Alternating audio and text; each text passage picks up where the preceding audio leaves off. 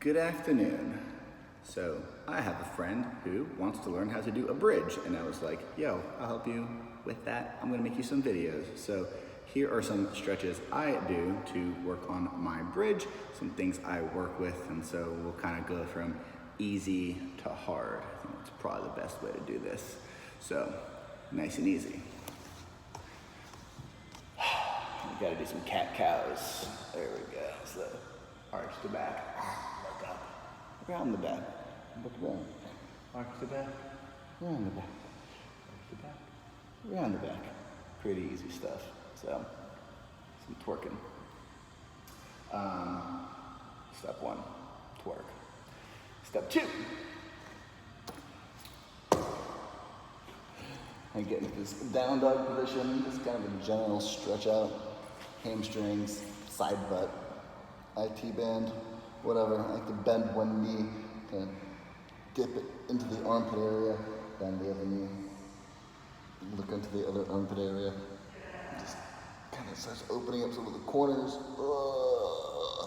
which is nice.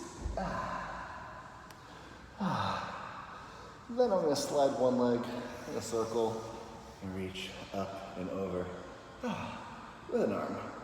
And then I start stretching out this hips and start stretching out the back. So we'll hang out here for a little bit. Sometimes I'll circle my hand, bring it back, switch my feet, circle, or I'll just hang out. And you can push this way and kind of play with it, put more weight on the arm.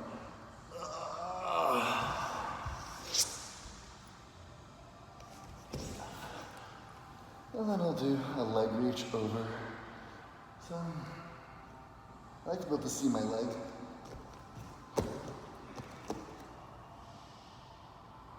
Over there, behind me. So I look under my leg. And then I'll try the other side. Reaching over. I usually don't look over my shoulder, usually under the armpit. And I'm going to try to push out of the hands. So push out the shoulders, I mean. And I'll do those 10-ish times, just kind of as a general warm-up. I do that warm-up quite a bit, actually, just as a general warm-up for my life, but it's a good kind of back warm-up, too. Next thing you can think about is front hip flexibility. So, in this kneeling position, and you can squeeze the butt, squeeze the ab, push everything forward, try to stretch that guy out quite a bit, because the more this hip is open, the more your pelvis will be loosey-goosey, and then you don't have to move so much from your back, because your back will only bend so much. I mean, some people's will bend more, and others will bend less, and you'll have to figure that out for yourself. I like to stretch out these hips. Again, I like to squeeze the butt, squeeze the abs, and not just completely relax into this. I think it works better, a little bit tight.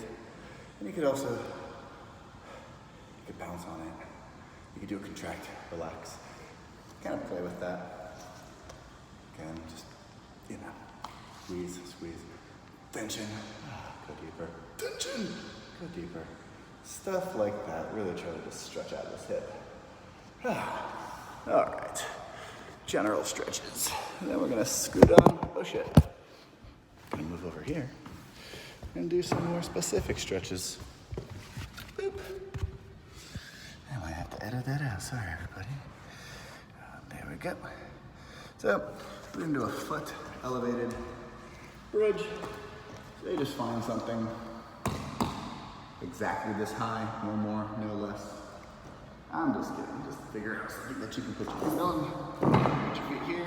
Now this is hard if you don't have strong upper arms, so, I hope you have strong upper arms. Whatever, push out your chest.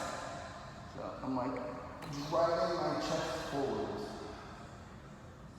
Hold.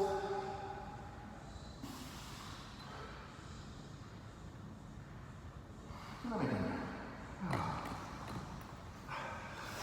And I like to hold that position 10 seconds to at least a minute, and you can kind of play around with what works good for you. Make sure when you're pushing with your arms, you're like pushing with your arms. It's very active. The more you squeeze into this upper back area, the better your bridge is going to be. So squeeze into your upper back, push back and behind you, look up, and push your chest out that way somewhere. So you can do that for holds and for time. And another one I really like to do is bridge push-ups. The more high your feet are, the harder this will be because you're gonna have more weight on your head. If you have a decent bridge already, what you can do is just up, and then you're gonna come down, touch the head to the floor, and then you're gonna push it back up. Whoop. And then you come down, up, and down, up, and down, up, and down.